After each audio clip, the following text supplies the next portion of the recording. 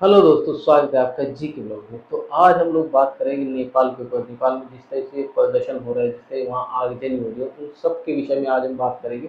आज आप लोगों को पूरी डिटेल दूंगा मैं, क्यों हो रहा है वहाँ पे, किस तरीके से हो रहा है, क्या क्या चीज़ें हो रही है वहाँ पे। अब आप में से जो लोग नेपाल में पूरा विवाद है क्या, उनको भी हम संक्षेप में आज समझा देते हैं। नेपाल में एक चिंगारी इसलिए सुलझी है क्योंकि 4 सितंबर 2025 को नेपाल सरकार ने 26 सोशल मीडिया प्लेटफॉर्म को बैन कर दिया गया है। फेसबुक, यूट्यूब, व्हाट्सएप सबको बैन कर दिया गया है।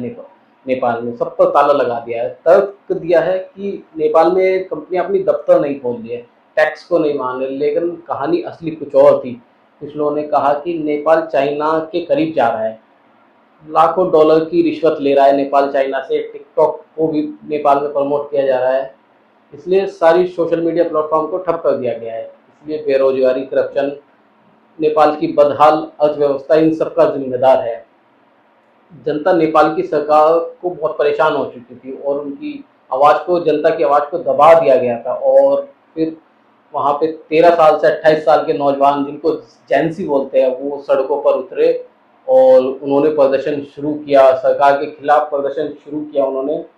और फिर जैसे ही प्रदर्शन शुरू किया, इन सब के विरोध में, भ्रष्टाचार के विरोध में प्रदर्शन शुरू किया, उन प्रदर्शनकारियों के 20-25 लोग इसमें प्रदर्शनकारी मारे गए। तो इनकी ये प्रदर्शन और ज़्यादा उग्र हो गया, और उग्र होने के साथ साथ वहाँ के सभी नेताओं के घरों पे आगजनी की गई, सभी को मारा पीटा गया। नेताओं को अपना देश छोड़कर भागना पड़ा।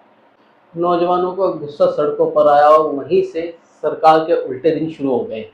ये उल्टे दिन इसलिए भी थे क्योंकि नेपाल में भ्रष्टाचार बिल्कुल हद हो चुकी थी। नेपाल में करप्शन एक ऐसी बीमारी है जो करप्शन को, सरकार को खोखला कर चुकी थी।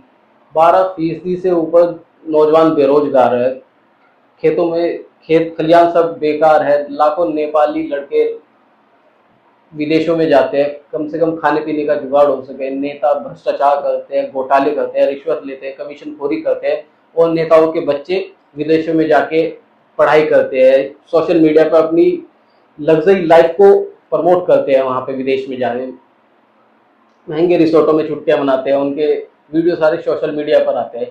इन युवाओं को यहीं से गुस्सा लगा।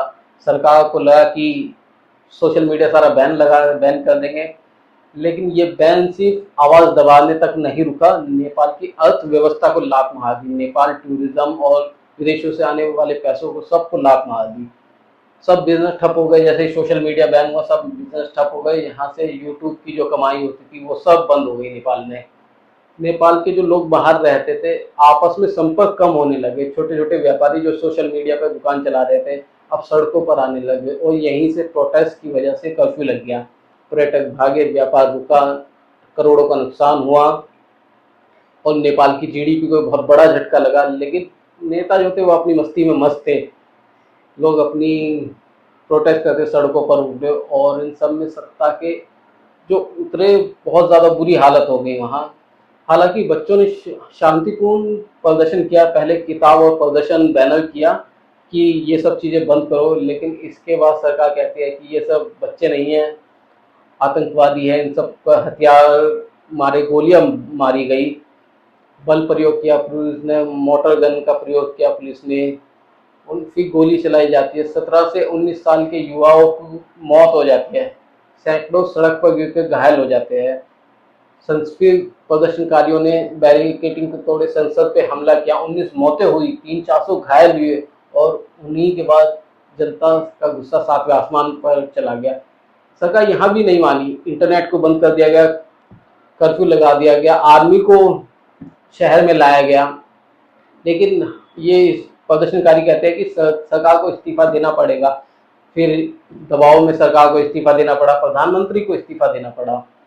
बांग्लादेश में भी इसी तरह का छात्रों ने सत्ता पलट कर रख दी थी, और अब नेपाल में भी इसी तरह का प्रदर्शन हुआ है, जहाँ पे युवाओं ने, जेनजी जिसको बोलते हैं, उन्होंने सत्ता सत्ता का पलटवार किया। तख्ता पलट हुआ नेपाल में।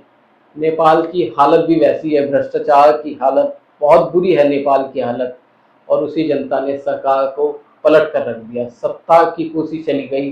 नेपाल के युवा इस समय बदलाव के इतिहास को रच रहे हैं। हालांकि अगर समय रहते सरकार सुधर जाती और इस तरह के भ्रष्टाचार ना करती तो नेपाल में श्रीलंका, बांग्लादेश जैसे हालात ना होते। लेकिन अब सरकार बदलेगी, नेपाल में हालत सुधरेंगे, एक युवाओं की सरकार आएगी, जेनज़ियों की सरकार आएगी नेपाल में, और हम आशा करते हैं कि नेपाल में हालत सुधरे, इस तरह की हालत ना हो।